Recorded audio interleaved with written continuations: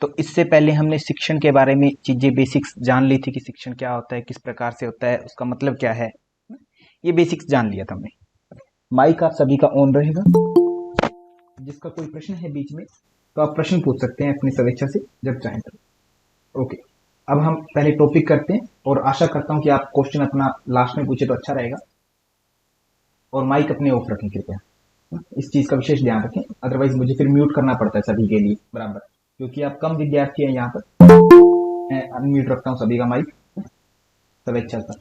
Okay, शिक्षण किस तरह, तो हमने कल बात शुरू कर दी थी शिक्षण के ऊपर, टीचिंग के ऊपर, कि हमें जो है लर्नर को सब टीचिंग करवानी है। लर्नर का नाम स्टूडेंट है, मीन्स आप लोग, है ना। टीचिंग एक प्रोसेस है लर्नर और स्टूडेंट के बीच में। और टीचिंग की कुछ कैरेक्टरिस्टिक्स भी देखे थे हमने, विशेषताएं, कि टीचिंग सिर्फ बाइपोलर भी होती है, ट्राइपोलर भी होती है, इसके अलग अलग लेवल है। वो अलग अलग लेवल वाली बात यहीं पर है। टीचिंग का मुख्य उद्देश्य क्या है, कहते हैं सर टीचिंग जो है बिहेवियर में चेंज लाता है, स्टूडेंट के बिहेवियर में चेंज लाने के लिए। स्टूडेंट पहले डरा सहमा सा है, उसे कुछ नहीं आता, अब उसका ऐसा कुछ सिखा दें उसको ताकि वो बिहेवियर में चेंज आ जाए उसका, ना। इस तरीके से टीचिंग होगी उसके bring change in the behaviour of student, student के बिहेवियर में चेंज लाने के लिए होती है। इसके तीन स्तर बताए थे हमने, एक मेमोरी लेवल, मेमोरी लेवल यहाँ पर एक इसे बोलते हैं हम सीक्वेंस, रैंक बोलते हैं, रैंक जानते हैं आप लोग, रैंक एक कॉमन वर्ड है। इसके लिए एक वर्ड है हायरार्किकल, हायरार्की बोले तो एक पदानुक्रम, माने एक सीक्वेंस में कि कौन नीचे है, कौन ऊपर है, कौन सबसे ऊपर है, इस तरीके से ना। Hierarchical order of the level of teaching. तो हायरार्किकल जब भी मॉडल आपको कहा जाए, ऐसे टर्म कई बार यूज होंगे आपके आगे, हायरार्किकल मॉडल। तो जो हिंदी वाले विद्यार्थी हैं वो विशेष रूप से ध्यान दें, हायरार्की का मतलब होगा पदानुक्रम। पदानुक्रम की क्या चीज सबसे नीचे है, मतलब लोअर ऑर्डर में क्या है, कौन सी बीच में, फिर ऊपर कौन सी है, वगैरह वगैरह, इस तरीके सीक्वेंस। माने रैंकिंग को आप क्या कहेंगे यहाँ पर, हायरार्की कहेंगे, ना। ठीक है, इन कॉमन जानने के लिए, समझने के लिए। ठीक है सर, तो यहां पर आपके सामने दिख रहा होगा कि सर शिक्षण के तीन स्तर हैं। एक मेमोरी लेवल, मेमोरी मतलब दिमाग में याद करने या चीजों को रट लेना। एक विद्यार्थी है जिसमें से पूरी हठ प्रदीपिका रटी हुई है, तो इसका मतलब वो ये थोड़ी ना हो गया कि उसको हठ प्रदीपिका की एक एक चीज सर समझ भी उसकी सबसे ज्यादा है ना, समझदारी में भी वो सबसे ज्यादा है, या उसको सर हम राष्ट्रपति बना दें या फिर उसको असिस्टेंट प्रोफेसर बना दें हठ प्रदीपिका को रटने मात्र से, ये तो नहीं हो सकता। तो वो कहाँ है, वो मेमोरी लेवल पर है। उसके खुद के विचार कुछ भी नहीं है, उसने बुक से सारी सारी चोरी की है, अपने शब्द जो बुक में जो लिखे गए थे वो याद कर लिए और जहां पर दिल कर रहा है वही शब्द यूज कर रहा है। समझदारी बिल्कुल भी नहीं है, तो उसके खुद के विचार नहीं है, थॉटलेस। ये कब होता है नॉर्मली, अगर हम देखें कक्षा के अनुसार हम बांटें तो यूकेजी एलकेजी में हमारे पास क्या होता है, यही होता है। यूकेजी एलकेजी की अगर बात करें, समझने के लिए मैं एग्जांपल ले रहा हूं, हालांकि ये जीवन भर होता रहता है हमारे साथ। बहुत सी बातें आज भी हम एमएलटी में सीख रहे हैं या याद है हमें, कुछ अंडरस्टैंडिंग में है, आ चुकी है, कुछ रिफ्लेक्ट होने लगी है हमारे अंदर, है ना। तीनों तरीके। ओके, अंडरस्टैंडिंग लेवल की बात करें तो जो मैंने एग्जांपल देता हूँ 7वीं 8वीं 10वीं के आसपास जो बातें होती है वो हमारा अंडरस्टैंडिंग लेवल होता है। रिफ्लेक्टिव लेवल वो होता है जब हमारे अंदर रिफ्लेक्ट होने लगती है। अपर थॉटफुल लेवल की हम बातों को सुनकर उसका अपने अनुसार अर्थ निकालते हैं और उनको हम प्रयोग में लाते हैं कि इस चीज का ये मतलब निकालेंगे और ये ऐसे ऐसे हमारी समस्या को सोल्व करवाएगा। अब इनके बारे में डेप्थ में हमने जान लिया था, मेमोरी लेवल के बारे में कल, फिर से एक बार थोड़ा सा रिपीट कर लेते हैं। तो मेमोरी लेवल को प्रोपोनेंट मेन प्रस्तावक कौन थे, हार्वर्ड थे। ये पहला लेवल है टीचिंग का, जिसको थॉटलेस टीचिंग भी बोलते हैं। और फर्स्ट लेवल है थॉटलेस टीचिंग है, विचार ही मायने नहीं रखता स्टूडेंट, तो इसको हमने लोअर लेवल बोला, नीचे वाला, है ना, सबसे निम्नतम स्तर। तो यहाँ पर दिख रहा होगा हायरार्किकल मॉडल में मेमोरी लेवल जो है सबसे नीचे, लीस्ट थॉटफुल, मतलब नए के बराबर विचार है, सर है ही नहीं तो इसमें। फिर अंडरस्टैंडिंग लेवल आएगा मध्यम वाला, मध्यम स्तर बोले तो समझ का स्तर, अंडरस्टैंडिंग बोले तो समझ का स्तर। फिर आएगा रिफ्लेक्टिव लेवल, चिंतन स्तर, कि विद्यार्थी को जो बताया गया वो उस पर चिंतन करता है। श्रवण मनन निधिध्यासन, ऐसा सुना होगा, तो निधिध्यासन में वो चिंतन आदि करता होता है लास्ट में, ठीक है, अपनाता है उन चीजों को। तो सेम ऐसे ही, तो यहाँ पर थॉटलेस टीचिंग है। और ये जो होता है केवल और केवल आपके माइंड से जुड़ा रहता है, मेंटल एबिलिटी और मेमोरी से जुड़ा रहता है। जिन भी प्राणियों को जो पता होता है न रटा हुआ होता है, जैसे आप कभी कोई जानवर खरीद करके लाए, ऊंट लेकर के आए या गाय भैंस लेकर के आए, बचपन में हमारे घर लेकर के आए थे ऊंट, ठीक है, याद है बहुत बचपन में थे। तो उसमें क्या था कि ऊंट को खेत का रास्ता नहीं पता पहले दिन, तो मेरे दादाजी क्या करते थे, उसकी जो है रस्सी डाली होती है उसके गले में, है ना, तो उसको लेकर के जा रहे हैं और खेत के अंदर ले गए, ठीक है। ऐसे 1 महीने तक उसको लेकर गए। तो 1 महीने में फिर उसको जो है अपने आप आदत हो गई। अब ऊंट के ऊपर भी कोई व्यक्ति बैठ जाता है, उसको आगे से जो रस्सी पकड़ के ना भी चलाए तो भी उसको ऑटोमेटिक आदत होगी, वो उस रास्ते से जाता हुआ अपने आप चला जाएगा। तो ये उसने क्या किया, मेमोरी में फिट कर दिया आपने ऊँट ने। उसको नहीं पता कि वो किसका खेत है, क्या होना है क्या नहीं, बस उसको पता लगे कि इस रास्ते से ही मुझे जाना है। ये मेमोरी लेवल है उसका, एक तरह से रटना, है ना, क्रैमिंग पार्ट। तो उसने रट लिया रास्ते को, ठीक है। पता लगी कि मुझे आज अपने खेत नहीं जाना, दूसरे खेत जाना है, तो भी वो ऊंट तो उधर ही मुड़ेगा अपने आप, अगर जाएगा तो, है ना मोड़ा जाए तो उसको। तो क्या मेमोरी लेवल है इसका, एक तरह से। जानवरों के साथ ऐसा होता है अक्सर ना, या हमारे साथ भी होता है, हम भी एक जानवर ही है, मनुष्य सामाजिक प्राणी। तो this level is concern with mental ability और memory that exist in all living beings. जो भी जीवित प्राणी है उनके साथ में ये घटनाएं होती है, उन सभी के साथ संबंधित है ये memory level teaching. Teaching at this level is considered as the lowest level. ये निम्नतम स्तर पर काउंट होता है, क्योंकि इसमें व्यक्ति खुद का दिमाग है, सिचुएशन कैसी है कुछ मतलब नहीं है, केवल वह उसको जो बता दिया गया क्रैमिंग पार्ट से संबंधित होता है, उसमें लोवेस्ट लेवल, निम्नतम स्तर। आगे बात करें मेमोरी लेवल में, तो हमने बात की अभी कि जैसे एग्जांपल दिया मैंने एक जानवर का कि वो वैसे ही जाएगा जैसे उसको बता दिया गया है, कोई फर्क नहीं पड़ता कि आज उसकी क्या जरूरत है, बस उसने जो जाना हुआ है उसी के आधार पर वो कार्य करेगा। तो at this ability of a student does not play any role, है ना। एग्जाम्पल के मैंने बता रखा है आपको मेमोरी लेवल के लिए किस विद्यार्थी को चिंतन करेंगे, ताकि आपको आसानी से समझ में आ जाए। यूकेजी एलकेजी, क्या एलकेजी के बच्चे कुछ सजेशन दे सकते हैं टीचर को? बिल्कुल भी नहीं सर, बोल भी नहीं सकते कुछ भी टीचर के आगे, ठीक है। तो मतलब उनकी थिंकिंग कोई मायने नहीं रखती टीचर के लिए, है ना, कोई रोल नहीं होता स्टूडेंट का। स्टूडेंट को केवल क्या करना, क्रैम क्रैम बोले तो ज्योति बुला रहा है, रटना होता है उसको ना, रटना होता है स्टूडेंट। ओके, उसके बाद में क्या क्या रखते हैं, फॉर्मूला इंफॉर्मेशन वगैरह वगैरह जो भी उनको बताई जाएगी वो बातें एज इट इज रटेंगे वो, ये मेन रोल है। और एक आप सभी से निवेदन है कि क्लास हमारी 1 बजे स्टार्ट होती है ना, दोपहर की। तो 12:55 पर राइट जो है आपका लिंक एक्टिवेट हो जाता है। 12:55 से 1 बजे से पहले पहले तक एंट्री ले लिया करें क्लास में। बीच में आते हैं 2 बात भी अगर आपकी मिस हो गई ना, तो पूरी क्लास समझ लीजिए आपके बस से बाहर हो जाएगी सारी की सारी। फिर लास्ट में यही मन से निकलेगा, नहीं यार कुछ समझ में नहीं आ रहा, है ना। तो वो चीज ना हो आपसे, ऐसा नया शब्द निकले आपके मुंह से, आपके दिमाग में न आए। तो इसके लिए बहुत आवश्यक है कि 1 बजे क्लास स्टार्ट होनी है, तो 12:55 से लेकर के 1 PM के बीच में पहले ही एंट्री ले लें, है ना, कि आप लास्ट में आ रहे हैं, 1:08 पर आ रहे हैं, एंट्री तो आपको लास्ट तक मिलेगी, चाहे 2 बजे आएंगे तो भी मिलेगी। परंतु ये नियम ध्यान रखें, आपकी समझदारी के, आपकी भलाई के लिए बता रहा हूं, ताकि आपको समझ में आए। अन्यथा आपकी मर्जी है, ऐप पर भी एप्लीकेशन अपलोड कर दें क्लास को। तो दूसरी, शाम को 7:10 पर राइट क्लास स्टार्ट होती है, तो एंट्री टाइम होता है हमारा 7:05 PM से लेकर के जो है 7:10 PM तक, ये 5 मिनट का एंट्री टाइम है। लिंक एक्टिवेट तभी होता है, उससे पहले आप ज्वाइन नहीं कर सकेंगे क्लास को, ठीक है। तो उस टाइम एंट्री कर जाएंगे। बाद में बीच में आते हैं 2-3 बातें निकल गई बेसिक, तो फिर सारा काम गया, है ना, फिर समझ में नहीं आता चीजें। ओके, तो इस बात को आगे देखते हैं, फिर आगे हम इसी को शुरू करें। मेमोरी लेवल, तो क्रैमिंग होगी इसमें, यूकेजी एलकेजी के बच्चे को रटवाना ही है बस केवल ना। और सर स्टूडेंट यहाँ पर सेकेंडरी होता है। सेकेंडरी का मतलब क्या है कि सर टीचर प्राइमरी है, टीचर की जिम्मेदारी है पढ़ाना बच्चे को। बच्चा पढ़े ना पढ़े, उसको पीट करके पढ़ाओ, कैसे ही पढ़ाओ। हालांकि आजकल पीटना अनिवार्य नहीं है, है ना, उसको मना कर दिया गया है कि पीटना नहीं, किसी बात नहीं लगाना बच्चे को। बट कि बच्चे को नहीं आ रहा है, इसका मतलब टीचर का दोष है यहाँ पर। तो टीचर प्राइमरी है इस लेवल पर, मेमोरी लेवल में। स्टूडेंट जो है सेकेंडरी है। स्टूडेंट को तो जितना दे दिया गया उसको रटने से मतलब है, स्टूडेंट की कोई भूमिका नहीं है, एक्टिविटी नहीं है। तो यहीं से प्रश्न बन जाता है कि बताओ एमएलटी लेवल के बारे में ये बात सत्य है या नहीं है। ऐसे 4-5 ऑप्शन रहेंगे, तो एक ऑप्शन ये रह सकता है कि टीचर जो है एक्टिव होता है, स्टूडेंट पैसिव होता है। पैसिव का मतलब सेकेंडरी, या फिर मैं एक निष्क्रिय, स्टूडेंट निष्क्रिय है यहाँ पर, कि एक्टिविटी नहीं कर रहा अपनी तरफ से। वो उसको क्रैमिंग पार्ट दीजिए तो वो चुपचाप वो जो आदेश दिया है उसको फॉलो करेगा। और एक्टिविटी का मतलब है कि वो अपने सुझाव रखे, मेंटल एबिलिटी, मेंटली एक्टिव, वो नहीं करेगा। ओके,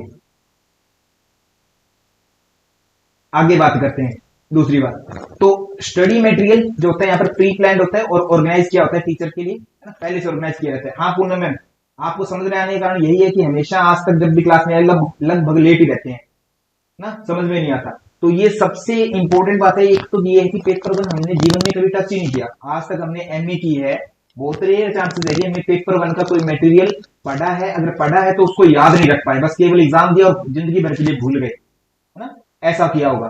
तो इसलिए हमें समझने में थोड़ी कठिनाई होती है, अदरवाइज नॉर्मल चीज ही है, हर कोई समझ सकता है, आप भी समझते हैं, बट निरंतरता के साथ में। आगे तो मेमोरी लेवल टीचिंग की बात करें तो स्टडी मटेरियल जो होता है यहाँ पर सीक्वेंस ऑर्डर में रखा जाता है बच्चे के आगे, और बच्चे का एग्जाम जो होगा, इवेल्युएशन होगा, वो कैसे होगा, ओरली उससे पूछा जा सकता है कि बताओ बेटा ए एन आर आदि सुनाओ, या उससे लिखवा करके पूछा जा सकता है कि गिनती लिखो, ये लिखो, वो लिखो। यहाँ पर टीचिंग जो होता है, जो टीचिंग जिस लेवल का होगा, वहां पर परसेप्शन की कमी होती है कि वास्तविकता से लेना देना नहीं होता है। यहाँ पर जो भी आपको रटवाया जाएगा वास्तविकता से लेना देना नहीं है। मैंने कह दिया कि योग सूत्र रटो आप, है ना, आपकी एज ज्यादा है, मैंने पहले कहा कि ये तीनों लेवल हर एज में घटित होते हैं कुछ कुछ बातों में। आपको योग सूत्र रटने के लिए कह रहे हैं, केवल जीवन में उसका कोई यूज नहीं, आपको समझ में नहीं आ रहा सर उसका मतलब क्या है, क्या नहीं, बस केवल रटने के लिए कह रखा है आपको। तो रटेंगे सबसे पहले, वो कौन सा है, MLT लेवल है। जब आप रट लेंगे तब मैं कहूंगा कि वे याद है वो 5वां सूत्र, है ना, वो 33वां सूत्र याद है जहां पर मैत्री करुणा मुदित उपेक्षा नाम कहा गया था, कहते हाँ सर वो याद है, तो उसका मतलब ये है। तभी तुरंत आप समझ जाओ कि हाँ अच्छा उसका मतलब ये है। पहले MLT होगा, बाद में अंडरस्टैंडिंग आएगी, पहले मेमोरी में फिट होगी चीजें, फिर जो है अंडरस्टैंडिंग बैठाई जाएगी उसके बाकी उन चीजों को लेकर के। ओके सर, तो मेमोरी जो यहाँ पर परसेप्शन की कमी होती है, क्योंकि आपको केवल रटवाया जा रहा है, आपको पता भी नहीं कि आप रट क्या रहे हैं, आपकी काम क्या चीज आने वाली है, अनुभव से परे होती है ये चीज पर। आगे बात करें तो psychologically it is referred to as a cognitive level teaching. तो ये जो होती है कोग्निटिव होता है संज्ञानात्मक, मतलब केवल दिमाग से, बुद्धिमत्ता से संबंधित है, कहते हैं बुद्धि तक के स्तर से संबंधित होता है। इसमें कोई लाइफ के एक्सपीरियंस से जुड़ी हुई बातें नहीं होती फिलहाल ना, केवल उसमें रटना होता है। जैसे एनआर आपने बचपन में रटता है, छोटा बच्चा, उसको बिल्कुल लेना देना नहीं है कि मेरे जीवन में क्या यूज है क्या नहीं है, कुछ नहीं पता उस समय। बाद में बड़ा होकर के हम बड़े हो गए तब हमें पता लग रहा है कि आज इतना ज्यादा अहम रोल है इसका, पहले तक हमें कुछ यूज नहीं है उसका, कोई प्रयोग नहीं था उसका। ठीक है, तो ये कॉग्निटिव लेवल से संबंधित है, मेमोरी लेवल केवल और केवल। उसके बाद में इसकी कमियां और फायदे थे। मेरिट्स क्या थी कि सर ये जो है फायदा, मेरिट बोले तो फायदे क्या है, ये किसके लिए फायदेमंद है, ये सर छोटी क्लासेस, लोअर क्लासेस होती है उनके लिए बढ़िया होता है। जैसे आप MA फर्स्ट सेम में आए तो आपको योग सूत्र रटना पड़ेगा सर, लोअर क्लासेस में आप, है ना, फर्स्ट सेम में। जब सीनियर हो जाते तब आपको रटने की नहीं, तब आपको समझने की बातें आ जाती सारी सारी। ऐसे जब आप बेसिक UKG LKG में थे तब आपको रटवाई गई चीजें ABC वगैरह, है ना, उस टाइम रटना था। लोअर क्लासेस के लिए ये जरूरी था, आपको समझा सकते थे किसी भी तरीके से हम चीजों को। तो this is because of their under development and intellect and students have a rote memory. ये क्यों होता है छोटी क्लास के लिए बढ़िया, क्योंकि वो जो होता है बच्चा डेवलप कर रहा होता है उस समय में, उसको कुछ पता नहीं होता। चाहे वो छोटी क्लास का मतलब कोई भी छोटी क्लास हो सकती है, MA फोर्थ सेम के मुकाबले MA फर्स्ट सेम जो है वो छोटी क्लास है ना। PhD फाइनल ईयर के मुकाबले PhD का फर्स्ट जो 6 मंथ होते हैं, जिसको हम कोर्स वर्क बोलते हैं, वो उसके लिए लोअर क्लास है। समझने का अर्थ है ये कि आपको जो बेसिक क्लियर करने होते हैं उसके लिए मेमोरी लेवल है, बेसिक्स को क्लियर करने के लिए। Then, तो the role of teacher is important in this level of teaching, है ना। यहाँ पर टीचर का जो रोल होता है वो इंपॉर्टेंट होता है, इसीलिए टीचर के पास एक स्वतंत्रता होती है कि वो किस प्रकार से पढ़ाए। टीचर के ऊपर बाध्यता नहीं होती कि बच्चा ये नहीं कहता कि सर हमें तो आज ही पढ़ना है। जैसे बच्चे बोल के कह देते हैं कि सर हमें ना पहले पंच महाभूत पढ़ा दो, बाद में सर हठपति दीपिका पढ़ा देना, है ना। पहले सर हमें जो है ना धारणा बता दो, बाद में वो पढ़ा देना। आप कहते रहते हैं, फिर भी मैं आपकी बात मानता नहीं हूं। क्यों? क्योंकि आप लोअर क्लास में है। लोअर क्लास के मतलब स्टार्टिंग में है ना, चीजों को बेसिक सीख रहे हैं, धीरे धीरे बाद में आएगा आपको समझ में। तो लोअर लेवल हो गया, ठीक है। और टीचर जो होता है फ्री होता है, किसी भी तरीके से सब्जेक्ट को अरेंज कर सकता है, प्लान कर सकता है, प्रेजेंट कर सकता है। यहाँ पर जो नॉलेज एक्वायर की जाती है आपको MLT में, वो आपके फ्यूचर में यूज होंगी। और फ्यूचर में जो आएगा आपका कौन सा आएगा, ULT आएगा, उसके लिए प्री रिक्विजिट है ना, अनिवार्य है बेसिक के रूप में, ये पहले से जरूरी होता है MLT। डीमेरिट्स की बात की जाए तो डीमेरिट होती है कमियां, ठीक है। कमियां क्या है इसकी कि सर इसमें जो होता है ना बच्चे को रटवाया जा रहा है। मान लो मैं आपको केवल और केवल कह दूं योग सूत्र रटो, आपने BA फर्स्ट सेम में रट लिया, अब भी रट लिया, अब भी रट लिया, हमेशा रटता है, आपको समझ तो कुछ भी शब्दों का अर्थ तक नहीं पता। मैं उनमें से पूछ लूं कि बताओ ऐसा क्लेश बताओ जो सभी को होता है, विद्वानों को होता है, रट रखा होगा कोई दिक्कत नहीं है, बट बहुत से बच्चों को नहीं पता होगा जिन्होंने नहीं पढ़ा अभी तक अच्छे समझदारी के साथ में, तो गड़बड़ हो जाएगी ना। तो कहने का मतलब यहाँ पर केवल रोट मेमोरी थी, रटने की प्रथा थी मेमोरी लेवल में, तो इसलिए उसकी अंदर की एबिलिटीज विकसित ही नहीं हो पा रही, अंडरस्टैंडिंग, है ना, डेवलप नहीं हो पा रही इसके अंदर। और स्टूडेंट जो होता है यहाँ पर जो रट्टाफिकेशन से समझा तो उसका टैलेंट भी प्रयोग नहीं हो रहा स्टूडेंट का, है ना, टैलेंट डेवलप नहीं हो रहा उसके अंदर। यहाँ पर बच्चों को जो होता है धक्के से फोर्सफुली जो है डिसिप्लिन में रखा जाता है और बच्चों को क्रैमिंग पर फोकस करवाया जाता है कि रटो, बस केवल चीजों को रटो अभी, है ना। इंटेलिजेंस कोई मायने नहीं रखती, कोई बच्चा कितना होशियार है कितना कमजोर है। आप लोग अलग अलग भिन्न भिन्न क्षेत्रों में महारथी हैं, बहुत सारे विद्यार्थी तो ऐसे हैं जिनके बारे में हम कल्पना नहीं कर सकते कि वो इस लेवल के विद्यार्थी भी कक्षा में आ सकते हैं, है ना। वो है, परंतु इंटेलिजेंट है इसका मतलब वो, बट उनकी इंटेलिजेंस अभी कोई मायने नहीं रखती, क्योंकि हमारा फर्स्ट प्रायोरिटी है कि इन चीजों को एज इट इज याद करना। साधक बताता हूँ 6 है तो 6 याद करो, बाधक 6 है तो 6 याद करो, और कोई चीज आपके लिए अनिवार्य नहीं है। तो जो इंटेलिजेंस है वो कोई मायने नहीं रखती, तो इसलिए यहाँ पर मोटिवेशन की कमी रहती है। ये होगा एमएलटी। इसके बाद में आता है यूएलटी। यूएलटी की बात करें तो मॉरिसन ने दिया है, मॉरिसन इसके मेन प्रोपोनेंट है, दिव्या चौधरी मैम। तो एमएलटी जो था, एमएलटी था मेमोरी लेवल टीचिंग, उसका कौन था प्रोपोनेंट, उसको किसने प्रस्तावित किया था? कोई हर्बर्ट ने। हाँ जी, हंट ने। हंट नाम तो पढ़ाया था अभी आपको मैंने, हर्बर्ट। सॉरी, हर्बर्ट ने सर, हर्बर्ट ने। Doctor Hema Sahu ma'am, background से मेरी साइड से आ रही है क्या आवाज? अभी हाँ सर, थोड़ी थोड़ी अजीब सी आ रही है, घरघराहट टाइप। अभी क्लियर है? थोड़ा देखिए प्लीज। अभी बेटर है। ओके, थैंक ठीक यू है। Thank you ma'am. ठीक है जी, तो बात कर रहे थे अंडरस्टैंडिंग लेवल की, यूएलटी। मॉरिसन इसके मेन प्रस्तावक हैं, हर्बर्ट ने दिया था एमएलटी। ठीक है, आगे बात करते हैं अंडरस्टैंडिंग का मतलब क्या होता है। अंडरस्टैंडिंग लेवल है यूएलटी कहते हैं इन शॉर्ट इसको। किससे मतलब इसका कहते हैं, समझने से मतलब है। Understanding something means to perceive the meaning, किसी वस्तु के मतलब को समझना। जैसे अभी तक आपको कहा गया था कि सर जो आपको जो है प्रयास, ये शब्द था प्रयास, जैसे मैंने कल भी उदाहरण दिया था प्रयास। अब इस प्रयास को पॉजिटिव वे में यूज करते हैं कि प्रयास तो करना ही चाहिए सर, प्रयास सफलता की प्रथम कुंजी है ना, प्रयास तो करना ही है कहते। ठीक है ठीक है, अब यहां पर अठप्रदीपिका में इसको नेगेटिव टर्म में लिया, कहते प्रयास करना ही नहीं आपको, नहीं तो आपका योग खराब हो जाएगा, बाधा आ जाएगी योग में। तो उसके अंदर उस शब्द का मायने क्या रखता है, किस जगह पर उसका अर्थ क्या है, तो उस चीज को समझना, उसके भाव को समझने से मतलब होता है अंडरस्टैंडिंग लेवल में। और ये कब आता है, जब हम बड़े हो जाते हैं, ए एन आर आदि एमएलटी क्रॉस करके 1 2 3 क्रॉस करके सब कुछ क्रॉस करके, तब हम पूछते हैं कि सर 12 गुना में 5 करने से 60 ही क्यों हो रहा है सर, 61 क्यों नहीं हो रहा, है ना। ये चीजें हम सीख गए, उसके बाद में फिर हम और चीजों को समझते हैं अपने अपने हिसाब से। या कोई शब्द लिखा हुआ है, चंचल शब्द लिखा है, इसका मतलब सर बताओ क्या है ना, ये क्यों नहीं है, चंचल का मतलब चलना क्यों नहीं है सर, चल तो शब्द आ गया इसमें।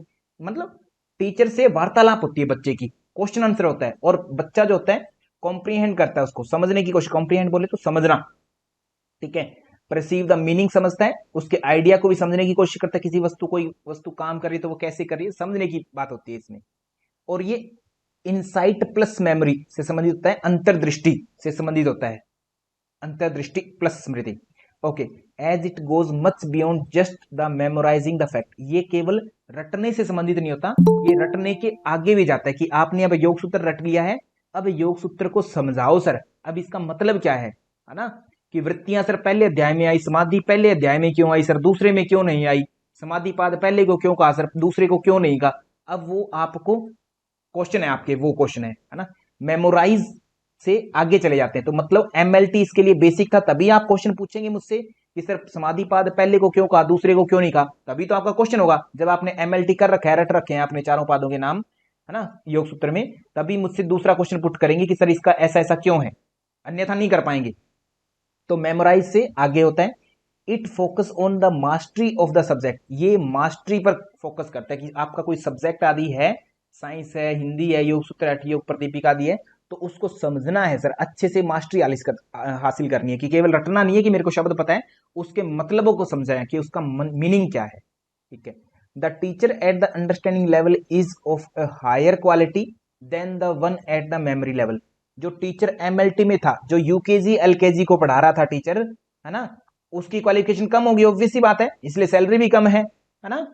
ओके, बट जो टीचर 7वीं 8वीं 10वीं बीए एमए तक पढ़ाएगा, उस टीचर की सर क्वालिटी ज्यादा है, क्वालिफिकेशन भी ज्यादा है ना, सैलरी भी ज्यादा है। तो मतलब यही है सेम, कहता अंडरस्टैंडिंग लेवल पर जो टीचर होता है उसकी क्वालिटी हाई होती है, किसके मुकाबले, मेमोरी लेवल वाले से, है ना, ज्यादा, क्योंकि उसको समझाना है। अंतर्दृष्टि मतलब कि आप अपने विचारों को रखेंगे। अब जैसे अंतर्दृष्टि, आपने क्वेश्चन पूछा ज्योति जी, पहले तो आप रट रहे थे चीजों को, मैंने बता दिया एमएलटी यूएलटी आदि, अब आपने पूछा सर अंतर्दृष्टि ये क्या है ना। अंतर्दृष्टि मतलब अपने अंदर से उत्पत्ति होगी हर चीज की, अपनी क्वेश्चनिंग होगी आपकी, अंतर्दृष्टि अंतर मतलब चीजों को गहराई से देखेंगे, ये अंतर्दृष्टि का मतलब है इसमें। ठीक है, इनसाइट प्लस मेमोरी इंग्लिश में बोलते हैं इसको, इनसाइट प्लस मेमोरी, यही शब्द है इसके लिए। अच्छा, ओके, ये हो गया सर। इसका मतलब देखना, इनसाइट प्लस मेमोरी है कि मेमोरी के साथ में उसकी गहराई में जाते हो, आपने रटा हुआ है हर चीज को, उसके साथ में गहराई से जुड़ जाते हैं आप। मैत्री करुणा मुदितो उपेक्षाणाम आदि ये रटा हुआ है आपने, उसके साथ में जुड़ गए, अंदर गहराई में उतरे और उसका मतलब जाना कि मैत्री का मतलब ये है, इसका ये है, इसका ये है, और ये ऐसे ऐसे काम करते हैं। ये चीज इनसाइट प्लस मेमोरी से जुड़ी हुई अंतर्दृष्टि, ये मतलब निकालेंगे हिंदी में इसका। ठीक है, तो शिक्षक का स्तर भी तो हाई होता है यहाँ पर, क्योंकि ये लेवल भी हाई है इसका एमएलटी के मुकाबले। और इसमें जो होता है, it is more thoughtful and useful from the view point of mental abilities. कहते हैं ये थॉटफुल है, किसके मुकाबले थॉटफुल है?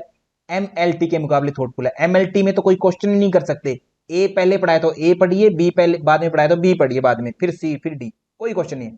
उसके बाद में जब आप स्पेलिंग लिखने लगे तब आपकी सर क्वेश्चनिंग हुई है ना, कि ये कैसे लिखा जाएगा, ये क्यों लिखा जाएगा, या ये अंतर्दृष्टि क्यों है।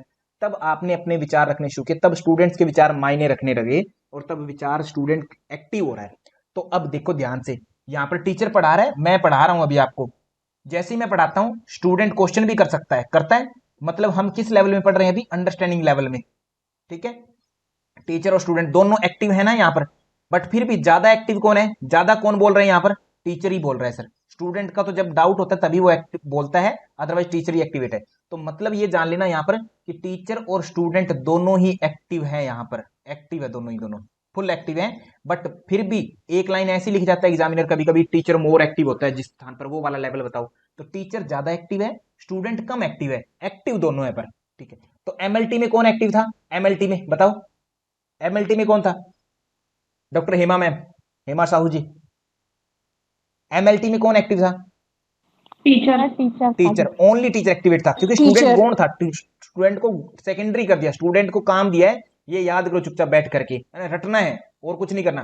टीचर ही एक्टिवेट है, फुल्ली एक्टिवेट है, स्टूडेंट सेकेंडरी है पहली बार में, कोई रोल महत्वपूर्ण नहीं उसका, नहीं है कुछ भी स्टूडेंट का टीचिंग के मामले में। ठीक है, दूसरा जो आया है अपना अंडरस्टैंडिंग, वहां पर स्टूडेंट जो है बोलने लग गया है, समझने के साथ रटने के साथ साथ में समझ भी रहा है अब चीजों को। तो यहाँ पर दोनों एक्टिव हो गए, बट फिर भी अभी भी टीचर का ही अधिकता है बोलने की, या उसका हिस्सा है डोमिनेंट है ज्यादा, टीचर का ही। तो ये जो होता है मानसिक क्षमताओं को विकसित करने के लिए मतलब मानसिक क्षमता को विकसित करता है, मेंटल एबिलिटीज को ज्यादा विकसित करता है, क्योंकि थॉटफुल एक्टिविटी है, बच्चे को सोचने पर मजबूर किया जाता है। ठीक है जी, अंडरस्टैंडिंग लेवल में आगे कहते हैं कि इस लेवल पर, eight this level the teacher explains the student about the relationships between facts and principle and teach them how they can apply this principle, है ना। कहता स्टूडेंट को जो है टीचर एक एक चीज की बारीकियां बताता है, कि किसी भी चीज के मतलब फैक्ट्स या प्रिंसिपल हैं, सिद्धांत है, तो वो कैसे काम करते हैं, क्या क्या है, उनके बारे में अच्छे से बताता है, एक एक चीज को खोल करके बताता है ना, कैसे अप्लाई होंगे। तो इसके लिए यूएलटी में आने से पहले आपको जरूरी है, ये आवश्यक है, MLT barrier is necessary to be crossed for this level of teaching. कहते हैं ये बहुत जरूरी है कि आपको योग सूत्र समझना है ना, जब अच्छे से समझना है। एक तो वैसे ही हम समझेंगे, क्लास में आएंगे कोई फर्क नहीं पड़ता, है ना। एक अच्छे से जब समझना है कहते, तो आपको योग सूत्र के पहले सूत्र सारे रटे हुए होने चाहिए। तब जब आपको योग सूत्र सिखाया जाएगा ना, तो वो अगर आपको लगेगा 5 से 7 दिन लगेंगे समझने में नॉर्मली, तो जब आपने योग सूत्र के सूत्र रटे होंगे तब आपको समझने में शायद हो सकता है 1 या 2 दिन ही लगे सारा का सारा, या शायद 1 घंटा 2 घंटा ही लगे। तो कहने का मतलब ये है यहाँ पर कि यूएलटी में अगर आना है आपको, इस लेवल में बैठना है, इस क्लास में बैठना है, 7वीं 8वीं क्लास में आपको बैठना है, तो जरूरी है कि यूकेजी एलकेजी के बारे में पता हो आपको। ठीक है, उर्दू में अगर आपको पीएचडी करनी है तो जरूरी है कि पहले उर्दू का कायदा तो आना चाहिए, है ना। इंग्लिश में पीएचडी करनी है, इंग्लिश में कुछ बोलना है, वार्तालाप करनी है, तो एबीसी का तो ज्ञान होना ही चाहिए, बेसिक्स, उनका मतलब पता होना चाहिए शब्दों का, ये है इसका मतलब। तो ये एमएलटी क्रॉस हो जाना चाहिए, एमएलटी पूरा होना चाहिए पहले यूएलटी में आने से पहले। दूसरा, it provides opportunity to the students to develop the intellectual behaviour. कहते हैं ये बौद्धिक क्षमता को विकसित करने के लिए जो है सहायक होता है ये यूएलटी वाला। क्यों? क्योंकि सर स्टूडेंट सोच रहा है, यहाँ पर स्टूडेंट को सोचने की अनुमति है ना, थॉटफुल एक्टिविटी है, थॉटफुल टीचिंग है।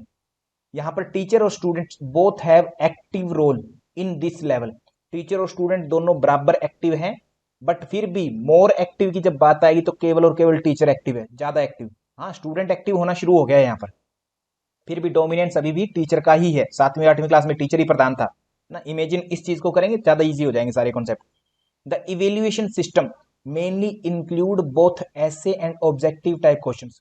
इसका मतलब है कि आपकी परीक्षा प्रणाली कैसे होती है। जब हम छोटे बच्चे थे यूकेजी एलकेजी में, तब हमसे लिखना नहीं आता था, तो टीचर क्या करता था, भाई बोल के सुनाओ, ए बी सी बोल के सुनाओ, 1 2 3 बोल के सुनाओ। ठीक है सर, बहुत अच्छा सुनाया। तो आपको अगली क्लास में कर देते हैं, या लिखवा लेते थे कि ए अनार लिखो, ए आम लिखो, ये लिखवा के आगे ओरल और जो है वर्बल, दो तरीके थे इवेल्युएशन के उस समय। जब हम बड़े हो गए तब 7वीं 8वीं क्लास में, 10वीं 12वीं क्लास में एक प्रश्न आता है कि बताओ भी अष्टांग योग क्या है, उसके बारे में समझाओ। एमए बीए में ऐसे ही होता है इवेल्युएशन हमारा, ताकि हम नेक्स्ट सेम में हो जाए, पास हो जाए। तो ऐसे प्रैक्टिस होती है, ऐसे रूप में लिखना, या ऑब्जेक्टिव टाइप हो सकता है, जैसे हमारा नेट जेआरएफ का एग्जाम होगा, तो ऐसे ही ऑब्जेक्टिव टाइप के रूप में इवेल्युएशन हो सकता है बच्चे का इस समय। अब इसके फायदे क्या हैं यूएलटी के, अंडरस्टैंडिंग लेवल के फायदे देखते हैं। Eight this level of teaching students use their thinking capabilities. यहां पर सर सबसे बड़ा फायदा यह है कि स्टूडेंट जो है अपने दिमाग का यूज कर रहा है, और जो व्यक्ति जितना दिमाग का यूज करता है वो उतना सर क्रिस्टल क्लियर हो जाता है चीजों को लेकर के, है ना। तो मतलब मेंटल एबिलिटीज विकसित होती है बच्चे की, ये यहां पर फायदा हो गया। दूसरा, यहां पर जो भी नॉलेज मिलेगी, knowledge gain at this level from the basis of RLT. RLT के लिए लाभदायक है। आरएलटी क्या होगा, आगे आएगी एक term, reflective level of teaching, ये हाईएस्ट लेवल है टीचिंग का आरएलटी। एमएलटी सबसे लोअर है, लीस्ट थॉटफुल, नए के बराबर विचार होते हैं बच्चे के। यूएलटी जो होती है थॉटफुल होता है, उसमें मध्यम विचारधारा होती है बच्चे की, मध्यम माध्यमिक रूप से एक्टिवेट होता है। आरएलटी में सबसे ज्यादा एक्टिव हो जाएगा स्टूडेंट, ठीक है, ये बात है। तो कहते हैं जो भी नॉलेज यूएलटी में आप गेन करेंगे वो आपके कहां पर काम आएगी, आरएलटी में काम आएगी, कहते स्टूडेंट को। Teacher presents subject matter to the student in an organised and sequential matter. यहां पर भी टीचर जो होता है बच्चे के सामने जो भी टीच करेगा, बच्चे को कुछ पढ़ाना है, जैसे मैं आपको पढ़ा रहा हूं तो सिस्टमेटिक पढ़ा रहा हूं। ऐसा नहीं है कि कल मैंने टीचिंग एप्टीट्यूड पढ़ाया, आज बीच में एक चैप्टर पढ़ाने के बाद में, एक सब चैप्टर सब टॉपिक पढ़ाने के बाद में बीच में मैं सोच रहा हूं कि चलो आपको पीपल एंड एनवायरनमेंट पढ़ा देता हूं, फिर मन में आया कि आईसीटी फुल फॉर्म करवा दें। ऐसा नहीं है, सीक्वेंस एक ऑर्गेनाइज वे में आपको पढ़ाया जाता है यूएलटी में भी। ओके, अब उसके बाद में क्या है, the new knowledge acquired in this level is related to previous gain knowledge. तो जो आपने कहते हैं यहां पर जो नॉलेज मिलेगी आपको यूएलटी में, वो संबंधित होती है किससे, एमएलटी से संबंधित होगी। जो आपने पहले समझा था ना, योग सूत्र रटा था, 195 सूत्र 96 सूत्र रटे थे, उससे संबंधित ही आपको चीजें समझाई जाएगी यहाँ पर, ठीक है। तो प्रीवियस वाली चीजों से जुड़ी होती है, पहले वाले अर्जित ज्ञान से जुड़ी होती है, ठीक। The student do not learn by cramming. यहां पर बच्चे रटने से नहीं समझते। आप रट्टा कितना मर्जी लगा लो, जैसे पूनम जी कह रही सर मैंने एक एक बुक का एक एक लाइन रट दी पर मुझे समझ नहीं आया, अभी समझ में आ रहा है। तो कहने का मतलब रटने से नहीं समझ में आती, यहां पर रटना नहीं होता, यहां पर समझना होता है, इसलिए इसका नाम ही अंडरस्टैंडिंग लेवल है। The student do not learn bye cramming. इस लेवल में रटने से नहीं समझते, समझने से समझाने से समझते हैं। Here they learn by understanding the information and facts and their use and purpose. यहाँ पर बच्चा जो होता है उसका यूज और पर्पज भी जानना चाहता है, और उनको जो है समझता है एक एक चीज को, प्रिंसिपल कैसे काम करता है, सिद्धांत कैसे काम करता है। और मेरिट्स, इसके फायदे देखें। The understanding level teaching enable student to have complete command over subject. तो यहाँ पर जो अंडरस्टैंडिंग लेवल होता है वो स्टूडेंट को इस तरीके से डेवलप कर देता है कि स्टूडेंट जो होता है उस सब्जेक्ट को जो पढ़ता है उसके प्रति जो होता है कंप्लीटली मतलब समझ जाता है उस चीज को, है ना, कमांड हासिल कर लेता है, एक महारत हासिल कर लेता है। जैसे आपको अठप्रदीपिका पढ़ाएंगे 10-12 दिनों में हो जाएगी, उसके बाद में फिर अठप्रदीपिका से कोई भी क्वेश्चन आएगा आप सारे उत्तर दे दोगे, किसी भी तरीके से आए उत्तर दे देंगे जब आप यूएलटी क्रॉस कर जाएंगे अपना, है ना, ठीक है। Under understanding level role of the teacher is more active. Teacher जो होता है ज्यादा एक्टिव होता है, स्टूडेंट जो होता है वो सेकेंडरी होता है, हालांकि है दोनों एक्टिव। ये बात थोड़ी सी ध्यान से सुनना कि टीचर और स्टूडेंट दोनों एक्टिव है, बट मोर एक्टिव तो सर टीचर ही है फिलहाल। और यहाँ पर क्रैमिंग नहीं करवाई जाती बच्चे को कि रटो रटो, ऐसे वाली प्रथा नहीं होती, कि बच्चा समझे इस चीज पर फोकस होता है यूएलटी में। एमएलटी में जितना रटवाना था रटवा दिए चीजें ऑलरेडी। फिर आता है डीमेरिट, कमियां क्या है यहाँ पर। कहते कमियां यहाँ पर वैसे तो कुछ खास नहीं है। कहते एक कमी तो ये है कि यहाँ पर टीचिंग जो होती है सब्जेक्ट सेंटर्ड होती है, कि आपके जीवन में देखो बहुत सारी चीजों की आपको आवश्यकता है, बट हमारा 1 घंटा अब जो है, आप कोई और प्रश्न मुझसे नहीं पूछ सकते। आप मुझसे ये नहीं पूछ सकते कि सर बताओ CO2 ज्यादा जहरीली है या CO ज्यादा जहरीली है। ये क्वेश्चन पूछोगे तो भी मैं उत्तर नहीं दूंगा, क्योंकि वो हमारा सब्जेक्ट नहीं है अभी फिलहाल। सब्जेक्ट है टीचिंग एप्टीट्यूड। तो सब्जेक्ट सेंटर्ड हो जाती है, ये चीजें सब्जेक्ट सेंटर्ड होती है। ये इसकी कमी भी है और एक इसकी विशेषता भी है, दोनों में आ गई एक तरह से ये बात। ऐसे ही this type of teaching mastery emphasize, कहते हैं यहाँ पर टीचिंग में जो होता है इस तरीके से टीच किया जाता है कि आप मास्टरी हासिल की जाती है, इसमें महारत। आपको जरूरत है थोड़ा सा बेस जानने की, हठ प्रदीपिका का लेखक कौन है, परंतु आपको बताया जा रहा है हठ प्रदीपिका पूरी डेप्थ में एक एक चीज। तो एक तरह से ये नकारात्मक भी है और सकारात्मक भी है। तो ये इसके नुकसान ज्यादा है नहीं, परंतु फायदे और नुकसान अगर नुकसान के रूप में मांगा जाए तो इसके डीमेरिट्स आप बता सकते हैं। ओके, अब इनके डिफरेंस देखते हैं दोनों में, एमएलटी और यूएलटी दोनों का डिफरेंस देखते हैं। तो ये चीजें आपको पहले से मैंने बता दी सारी, दिमाग में यूज करो कि हाँ इनका मतलब वही निकल रहा है नहीं निकल रहा। तो एमएलटी जो है किसने दिया है, हर्बर्ट ने बताया है। यूएलटी मॉरिसन ने बताया, दिव्या चौधरी मैम, हर्बर्ट नाम आएगा यहाँ पर, पूनम सिंह मैम हर्बर्ट नाम है ना। आगे एमएलटी जो होती है वो टीचर सेंटर्ड है, क्योंकि टीचर यूकेजी एक तरह से एमएलटी में याद रखेंगे हमेशा, दिमाग में ऐसा फिट करके रखें, यूकेजी का मतलब एमएलटी, एलकेजी यूकेजी है। और यूएलटी का मतलब जो है 7वीं 8वीं क्लास बीए एमए तक की क्लास जो है ये अपनी यूएलटी में आ गई, ठीक है। ऐसे समझो, समझने के लिए, हालांकि ये मैं फिर क्लियर कर रहा हूं, ये हमारे 60 साल की उम्र होगी तब भी एमएलटी यूएलटी आरएलटी तीनों एक साथ चलते हैं हमारे साथ, बहुत सी चीजों को तब भी हम याद कर रहे होते हैं, तब भी हम समझ रहे होते हैं, और तब भी हम हमारी बुद्धि का यूज कर रहे होते हैं कुछ चीजों को समस्या को सॉल्व करने के लिए, ठीक है। Teacher is active, teacher MLT में ओवर एक्टिव होता है, स्टूडेंट बिल्कुल भी एक्टिव नहीं होता एमएलटी में। यूएलटी में टीचर और स्टूडेंट दोनों एक्टिव हो जाते हैं, परंतु टीचर जो होता है ज्यादा एक्टिव होता है, ओके। एमएलटी में फोकस किया जाता है क्रैमिंग पर, यूकेजी में 1 2 3 4 5 ये रटवाने हैं सर।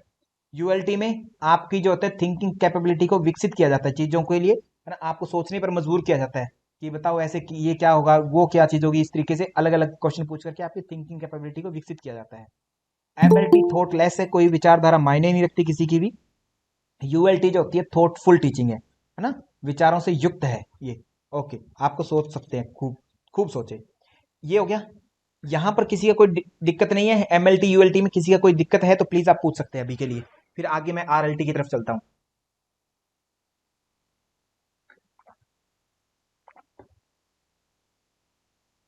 Okay thank you. तो आगे है आरएलटी। मैं फिर दोहरा रहा हूं बात को, हमने हायरार्किकल मॉडल मॉडल देखा है टीचिंग के लेवल का, 3 बताए हैं इसमें। एक सबसे लोअर लेवल में बताया है एमएलटी, लोअर लेवल है जो थॉट लेस है, थॉट लेस है, ठीक है, ओके। या लिस्ट थॉटफुल कह सकते हैं, लिस्ट थॉटफुल भी इंग्लिश में वर्ड यूज कर देता है, लिस्ट थॉटफुल, इंग्लिश में एग्जामिनर ऑप्शन दे देगा ऐसे, ठीक है। लिस्ट थॉटफुल मतलब नए के बराबर विचार है, कोई मतलब ही नहीं है सर वहां पर सोचने का बच्चे के लिए। फिर आता है यूएलटी। यूएलटी सर वो है जहां पर थॉटफुल होता है, बच्चा सोच सकता है, क्वेश्चनिंग कर सकता है, क्रिटिसाइज कर सकता है टीचर को। उसके ऊपर आरएलटी सबसे हायर ऑर्डर में है, सबसे हायर। और यहां पर देखो ये ट्राइंगल, ऐसा ट्राइंगल ही क्यों बनाया, एक लाइन में भी तो बता देते हमें, ऐसे ऐसे ट्राइंगल बनाने का मतलब ये है, एमएलटी में जो होता है स्टूडेंट की संख्या बहुत ज्यादा होगी, टीचर अकेला है, स्टूडेंट ज्यादा होंगे। यूकेजी एलकेजी में स्टूडेंट बहुत ज्यादा होते हैं सर, कितने मर्जी बैठा दो पढ़ रहे हैं सारे, है ना, एक को पढ़ाने की बजाय सबको एक साथ पढ़ा देते हैं। यूएलटी में भी सर थोड़े बहुत स्टूडेंट होते हैं, उसके एमएलटी मुकाबले कम हो जाते हैं वैसे तो, यूजीसी तो ये कहती है, हालांकि क्लासेस में आज भी वैसी भीड़ रहती है यूकेजी एलकेजी की तरह, ठीक है, कम होते जाते हैं। एमए बीए बहुत कम बच्चे करते हैं। फिर आरएलटी बोले तो पीएचडी के रूप में समझना है, पीएचडी कितने बच्चे कर रहे होंगे, आपके साथ में एमए में 50 बच्चे रहे होंगे, उनमें से कितने बच्चे आज पीएचडी के ले जा रहे हैं आगे, है ना। तो आरएलटी में बहुत कम लोग पहुंच पाते हैं, बहुत ही कम, ठीक है। और जिनको सर इस आरएलटी में, तो इसलिए ट्राइंगल इस तरीके का बना हुआ है। तो आपसे ये पूछा जाता है हायर ऑर्डर कौन सा है, हायर कौन सा इनमें तीनों में से, आरएलटी सबसे हाईएस्ट है, लोअर सर लोवेस्ट सबसे एमएलटी है, क्लियर है। अब मैं आरएलटी को डिस्कस करते हैं, रिफ्लेक्टिव लेवल ऑफ टीचिंग, कि आपने बचपन में पढ़ा 1 2 3 ABC XYZ सब पढ़ लिया, रट लिया था, मेमोरी लेवल, रोट लर्निंग। उसके बाद में आपने टीचर से समझा कि सर एक का मतलब क्या है, पाई का मतलब क्या है ना, इसका सिग्मा का मतलब क्या है, अल्फा का मतलब क्या है, बीटा वगैरह वगैरह, एटम वगैरह सब पढ़ लिया, सारे XYZ सारे सब्जेक्ट अलग अलग पढ़ लिए आपने यूएलटी में। अब रिफ्लेक्टिव लेवल आया, अब आपके सामने एक समस्या थी, है ना, कि योग का सर मतलब, या ये कहें कि कपाल, ये हाँ, अर्ध मत्स्येंद्रासन का जो है इस पर प्रभाव, इस पर क्या कहते हैं इसको, डायबिटीज पर प्रभाव, ठीक है। तो अब प्रभाव आता है, ठीक है, आपको पता है कि होता है, ठीक है, पर आपको तो रिसर्च करनी है, रिसर्च में आप ऐसे थोड़ी पता देंगे जो मैंने 10 लोगों को करवाया और देखो ठीक हो गया, आपको तो कारण से व्याख्या करनी पड़ेगी ना एक एक चीज। अब वो कैसे पता लगेगा आपको कि मैं कैसे करूं, टीचर आपको ज्यादा बताएगा नहीं, टीचर तो कह देगा कि हाँ जाओ करो, वहां पर लोगों को मैंने अनुमति दिला दी करो। और अब आपको वहां जो समस्याएं आएगी खुद ही सॉल्व करोगे, किस आधार पर, जो आपने एमएलटी में सीखा हुआ है, यूएलटी में सीखा हुआ, उनके आधार पर अपने स्वयं के विवेक से उन समस्याओं को जो आएंगी उनको सोल्व करोगे। ये आरएलटी, कि आपने जो इंफॉर्मेशन ली थी शुरुआत में, कलेक्ट की थी, उन सब का यूज करके आपके सामने जो भी जीवन में अभी परेशानी आ रही है जहां पर भी, उन परेशानियों को स्वयं से ही सोल्व कर रहे हो, अपने अंदर की चेतना को सर जगा रहे हो, इंट्रोस्पेक्शन। तो हंट इसके मुख्य हैं, मुखिया मतलब प्रस्तावक हैं इसके, हंट। 3 हुए हमारे, हर्बर्ट हुए पहले, फिर हमारे मॉरिसन हुए, मीडियम में, मीडियम बोले तो मॉरिसन, मीडियम कौन सा था, यूएलटी था, ठीक है, ओके। और जो है हंट जो है हमारे सबसे लास्ट में आ गए, ओके सर, डन। तो हंट जो है लास्ट में आरएलटी के प्रोपोनेंट है।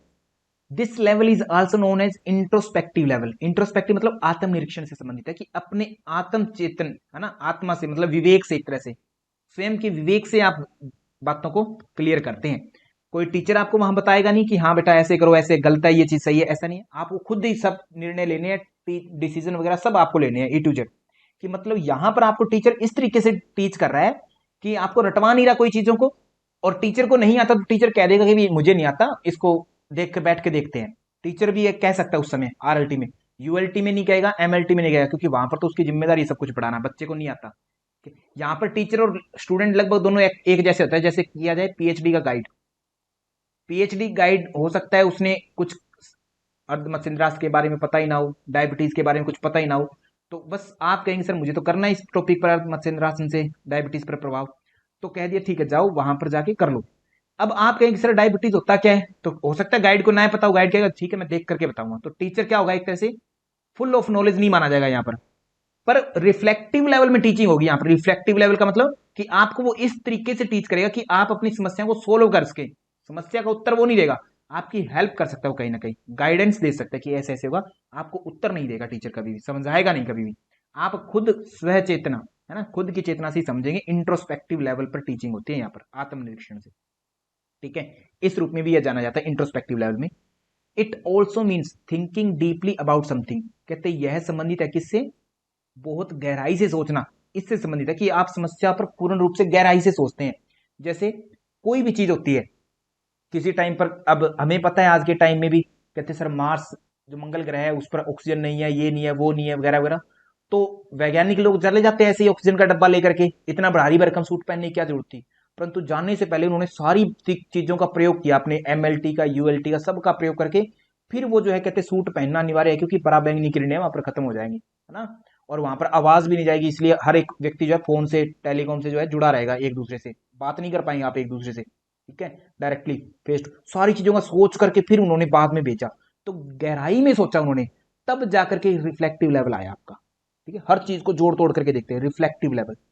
क्वेश्चन जैसे आएंगे आप क्लियर कर पाएंगे इन चीजों को, इनका मतलब क्या है। Reflecting means giving careful thoughts to something over a period of time. कहते हैं किसी एक निश्चित अवधि में आपको गहराई से सोचना, सावधानी पूर्वक सोचना चीजों के प्रति, वो होता है आपका रिफ्लेक्टिव लेवल, रिफ्लेक्शन, ओके।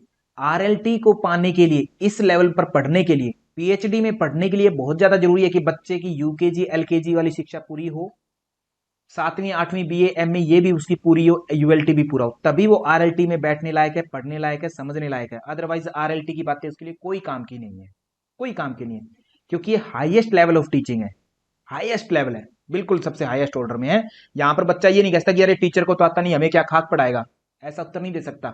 यूएलटी में तो आपको एक प्रश्न का पूछा आपने और टीचर को नहीं आता, तब हम क्या करते थे 7वीं 8वीं में, अरे टीचर को ही नहीं पता, ये बात तो एक अपमान समझते थे हम टीचर का, अगर टीचर को कोई बात नहीं पता, है ना। आरएलटी में ऐसा नहीं है, आरएलटी में श्योरिटी है कि टीचर को नहीं पता होगी सर बातें, बट साथ में डिस्कस करके आपको बताई जा सकती है, ये है आरएलटी। पीएचडी को इमेजिन करो, सारी बातें क्लियर हो जाएंगी, ठीक है। आगे बात करते हैं और क्या क्या बातें होती है इसमें। This level is highly thoughtful. यहां पर बच्चा खतरनाक तरीके से सोचता है, अपने खुद के सोच सोचता है, पूर्ण रूप से विकसित हो जाती है उसकी बुद्धि, हर पहलू को जोड़ तोड़ करके सीखता है, और ये यूजफुल भी है बच्चे के लिए, क्योंकि उसकी समस्याओं को खुद सोल्व करेगा। A student can attain this level only after going through memory level and understanding level. तभी बच्चा इसको पा सकता है, इसको समझ सकता है, जब वो यूएलटी और एमएलटी को क्रॉस कर जाए। ये जो होता है ये प्रॉब्लम सेंटर्ड अप्रोच होती है, प्रॉब्लम सेंटर्ड। यहां पर चीज को समझना नहीं है कि क्या है, आपके सामने एक समस्या है कि अर्ध मत्स्येंद्रासन से डायबिटीज ठीक होती है, पता है, पर होती कैसे इसका पता लगाना है, ये आपकी प्रॉब्लम है, कैसे होती है, क्या चीज होती है ऐसी शरीर में कि अर्ध मत्स्येंद्रासन से ही जो सर पेनिक्रियास जो है अपनी डायबिटीज जो है ठीक हो जाएगी। कहते सर डायबिटीज क्योंकि पेनिक्रियास है ना, आकाश सिंगल सर कहते पेनिक्रियास को है ना दबा देता है हाथों से, वो मत्स्येंद्रासन, तो वो कर दबाने के लिए सर हम ईंट रख सकते हैं, सो करके ईंट रख लो पेनक्रियास के ऊपर, है ना, तो भी दब जाएगा, तो क्या डायबिटीज ठीक हो जाएगा, है ना। तो ये अपने आप में क्वेश्चन है, एक तरह से प्रॉब्लम है, तो उसको डेप्थ में जाकर के आप एक्सप्लेन करेंगे एक एक चीज को। प्रॉब्लम सेंटर्ड अप्रोच होती है टीचिंग की, ठीक है।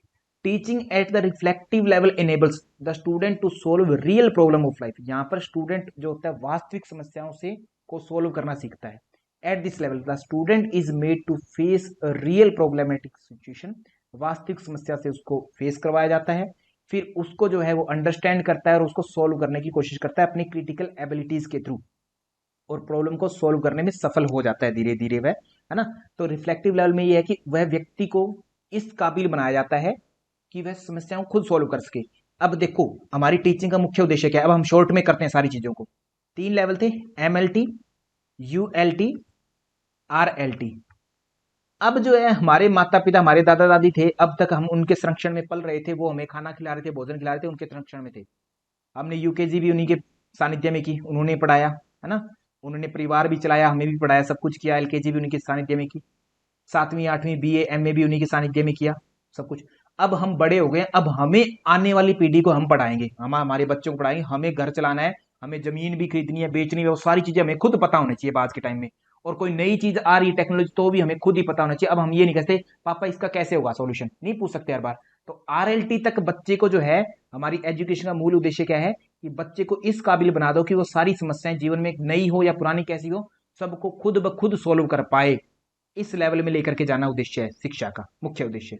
ठीक है, तो RLT इसलिए सबसे हाईएस्ट लेवल है।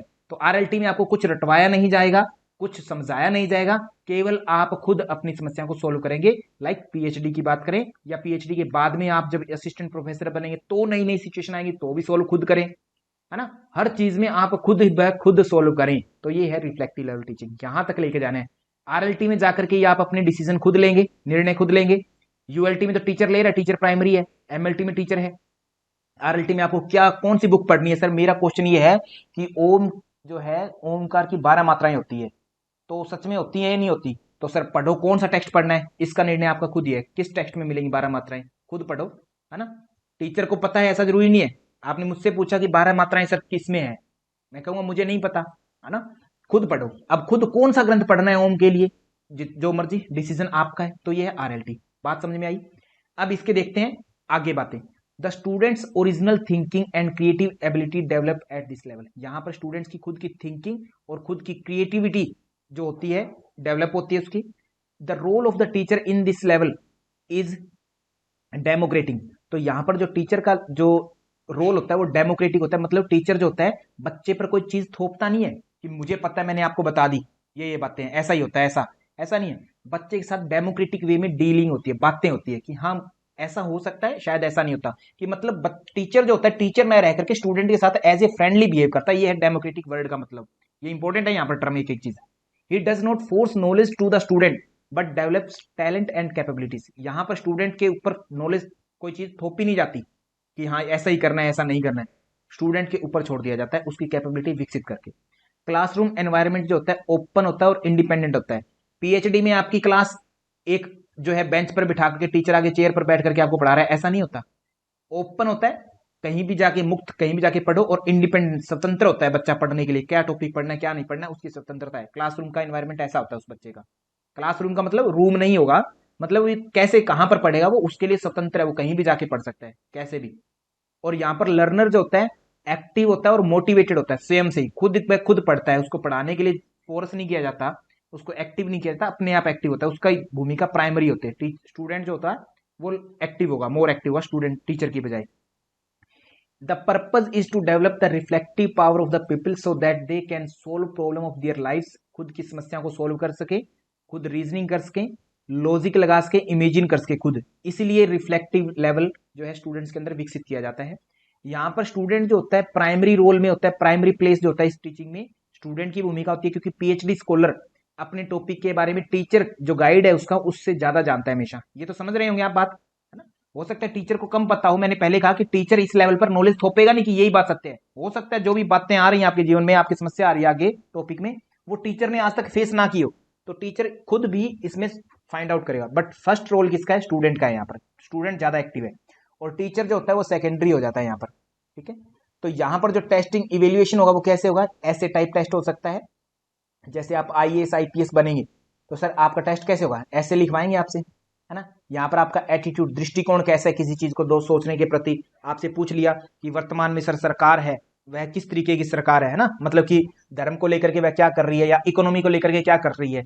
तो आप अगर सामान्य नागरिक है तो कह दियो सर ओ इकोनॉमी तो सर गिरा दी गवर्नमेंट ने, है ना, काहे की गवर्नमेंट है, सामान्य से जिनको नहीं पता।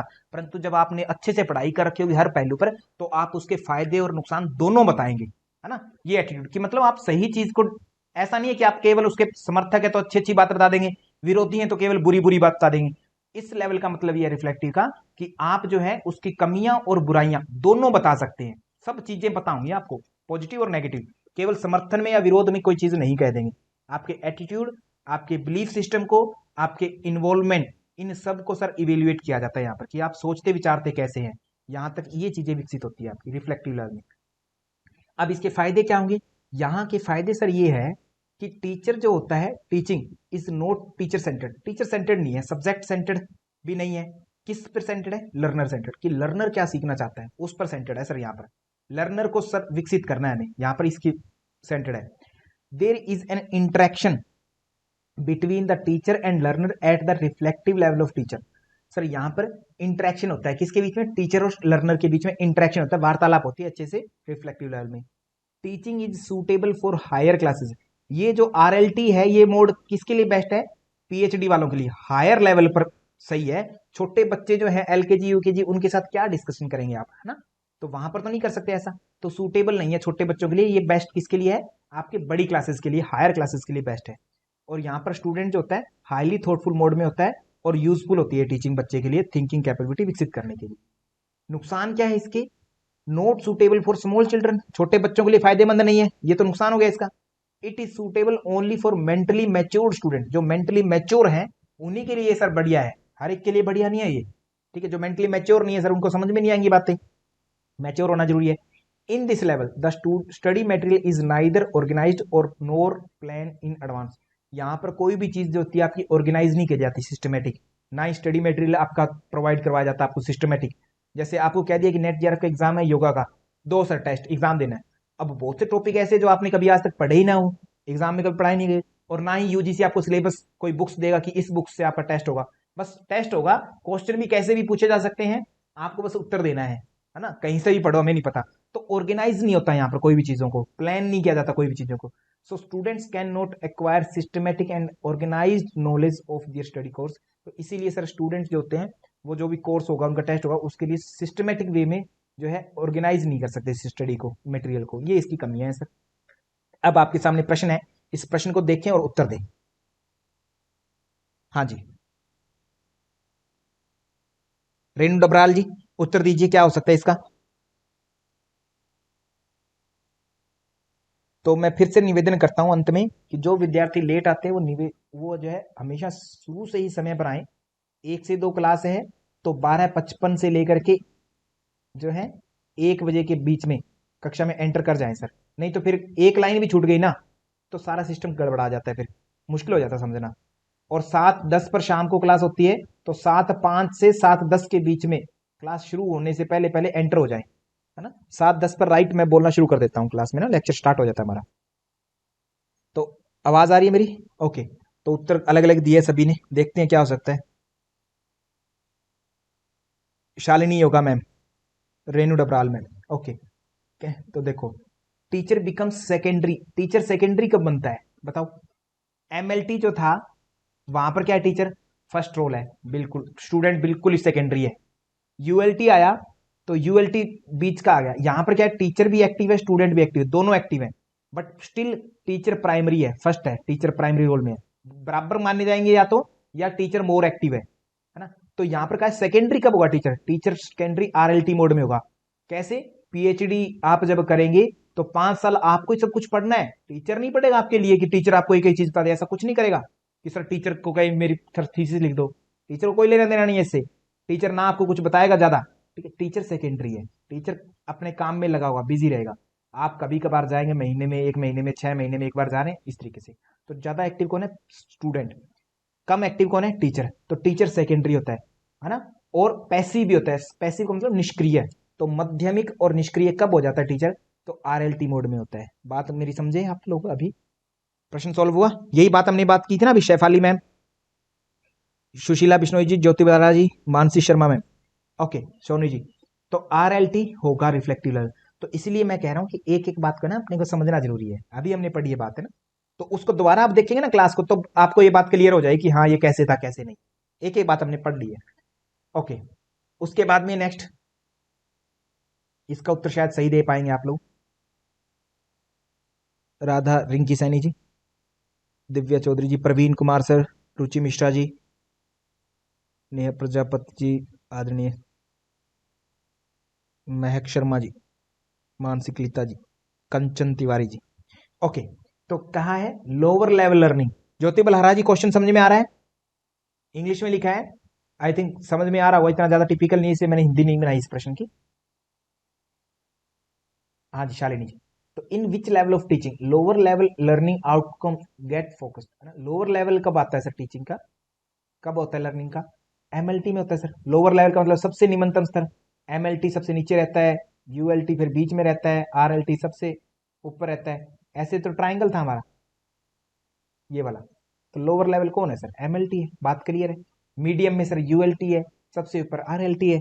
फुल फॉर्म तो ऐसा जरूरी नहीं है, इनकी फुल फॉर्म वैसे कभी एग्जामिनर पूछता नहीं है, फिर भी आपको तो पता हो, एटलीस्ट ना भी पूछे तो भी पता होना चाहिए, रिफ्लेक्टिव लेवल, अंडरस्टैंडिंग और मेमोरी लेवल।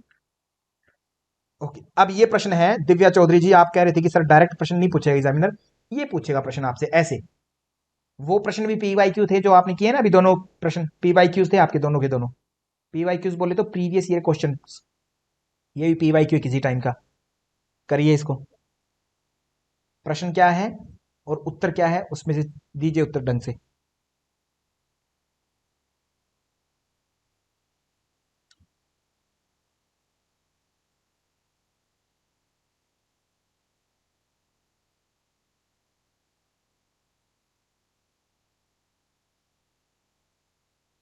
अब ये बातें तभी क्लियर होंगी जब आपने उनका मतलब भी समझा होगा, और प्रश्न वहीं से है, देखते हैं क्या है इसका मतलब। Which of the following is not a feature of reflective level of teaching, ना। कहते हैं रिफ्लेक्टिव लेवल जो है, कहते उससे संबंधित नहीं है। कौन सी चीज नहीं है? पहली बात तो रिफ्लेक्टिव लेवल जो है उसके बारे में बात करते हैं, क्या क्या हो सकती है। हाईएस्ट लेवल है लर्निंग का, ये बात सत्य है, of teaching and include both understanding memory level of teaching. हाँ एक बात सत्य है कि RLT जो है हाईएस्ट लेवल है। दूसरी मोरिसन, मोरिसन नहीं है सर, मोरिसन M से मीडियम बताई थी मैंने, है ना। सबसे नीचे क्या था? हर्बर्ट, फिर जो है अपना मोरिसन था, उसके बाद में हंट सबसे लास्ट में था। ठीक है, थर्ड नंबर पर, थर्ड मतलब RLT का हंट होना चाहिए। तो ये 2 नंबर वाली बात गलत है, तो हमारा उत्तर क्या होगा? 2 नंबर का ऑप्शन ये जो है हमसे पूछा गया, नोट, तो नोट ए फीचर तो हो जाएगा। ठीक है, इसमें भी कभी कभी नीचे जो एग्जामिनर क्या करता है, कूट दे देता है और पूछेगा 1 2 3 सही है, केवल 2 सही है, केवल 2 और 3 सही है, केवल 4 सही है, वगैरह वगैरह। तब आपको एक एक बात का लाइन टू लाइन मीनिंग पता होना चाहिए। कभी सोचें कि सर एक चीज का पता है, इनफ है, बहुत है। एक एक चीज का अर्थ समझ में आना चाहिए। समझ, मैं कह रहा हूं पेपर 1 पूरा का पूरा आपका किसका खेल है? अंडरस्टैंडिंग का। आपने 1 या 2 लेक्चर अटेंड किए, बहुत से बच्चों को बहुत अच्छा समझ में आया, खुश हो गए सर कि ओह बहुत जबरदस्त है ना, इजी बहुत है। तो अभी ये शुरुआत है, आगे जाकर के धीरे धीरे जब क्वेश्चन फेस करेंगे तब समस्या होगी, अरे क्वेश्चन तो जैसे ऐसे बन रहे जो हमने सोचा ही नहीं, जो हमने पढ़ा ही नहीं, जिस तरीके से पढ़ा उसी तरीके से है, बट आपने उसको सीरियस नहीं लिया। ठीक है, समझदारी से काम लेना है। केवल पेपर 1 पूरा का पूरा समझ का खेल है, इसीलिए मैं आपको पहले आगाह कर रहा हूं। इस प्रश्न का उत्तर होगा हमारा ऑप्शन नंबर 2, मोरिसन वाला, यहां पर हंट होना चाहिए था, है ना। ठीक है, तो अब मैं पहले आगाह कर रहा हूं कि पेपर 1 पूरा का पूरा समझ का खेल है, तो इसीलिए आप डिपेंडेंट मत रहिएगा मेरे ऊपर केवल कि आप केवल मुझसे पढ़ रहे हैं और पूरा हो जाएगा।